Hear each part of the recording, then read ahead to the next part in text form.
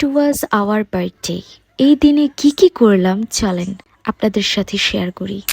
Hi everyone, আমি আর আমার বোন যমজ। অনেকেই জানেন, অনেকেই জানেন না। তো যাই হোক, আজকে হচ্ছে আমাদের জন্মদিন আমরা কখনোই পালন করি না, তবে এবছরে দেখলাম আমাদের প্রিয় মানুষজনেরা আমাদের জন্য কিছু অ্যারেঞ্জমেন্ট করেছে। তো এই দিনে কোনো প্ল্যানিংই ছিল না আমাদের। সাদিয়া বলল আমার সাথে একটু তোরা দেখা কর, তো ওর বাসায় আমরা চলে এসেছি।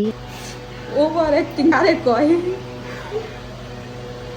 ওরা বান্ধবী আমরা আসছি খুদাই আমাদের চারজনের ছবি। আমার বান্ধবী যাইতেছে তার হাজবেন্ডকে বলতে আমাদের চারজনের একটু ছবি তুলে দাও। হ্যাঁ বলছি, তাহলে বিয়ে করে লাভ কি? সিঙ্গেলি ভালো আছি তোরাই বল। আমরা হলাম এই পদ্মাবতী আপার বান্ধবী। আমরা ওর সাথে বন্ধুত্ব করেছি কারণ ও রান্নান বারণ পারে। কোনো রকম খাওয়া দাওয়া শেষ করে তারপরেই আমরা চলে যাচ্ছিলাম শিল্পকলায়, কারণ সেখানে সকলেই আমাদের জন্য অপেক্ষা করছিলেন। সবচেয়ে খারাপ লাগার বিষয় হলো আমাদের বন্ধু মারুফ আমাদের ওপর রাগ করেছে। জন্মদিন উপলক্ষে সকলেই গান কবিতা আবৃত্তি করবেন। এত যে পূর্ণতা দেখি, পূর্ণ মানুষ দেখি না তো। এত যে পূর্ণ মানুষ দেখি, মানুষের পূর্ণতা দেখি না তো।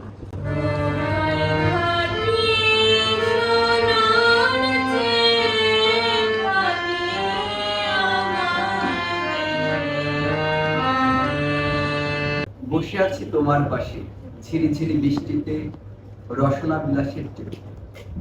এক কাপ চায়ে কিছুটা চিনি বেশি, প্রিয় মুখে সেই মিষ্টি হাসি। আমি 6 মাস প্রেমের বিয়েকে আমরা একটু টিকে থাকতে দেখেছি। আমি একটি মেয়েকে তার সঙ্গীর ভারী ব্যাগ কাঁধে করে বয়ে নিয়ে যেতেছি। আর নিচে গ্রাম গঞ্জ হাট জনপদ লোকালয় আছে 69,000। ধবল দুধের মতো জ্যোৎস্না তার ঢালিতেছে চাঁদ পূর্ণিমার। আমরা দুজন একটি গায়ে থাকি, সেই আমাদের একটি মাত্র সুর। তাদের গাছে গাইছে দোয়েল পাখি, তাহার গানে আমার নাচবে।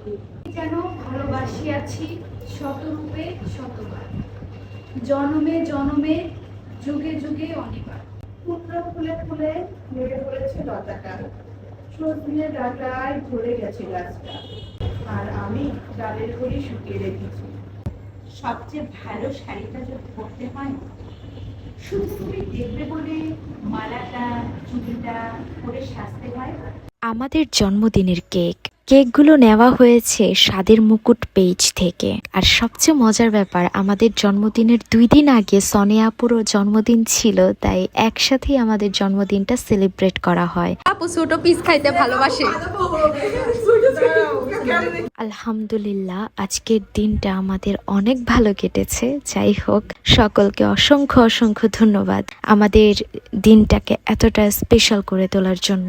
আর ভিডিওটা আপনাদের কাছে কেমন লাগলো অবশ্যই জানাবেন। আল্লাহ হাফিজ।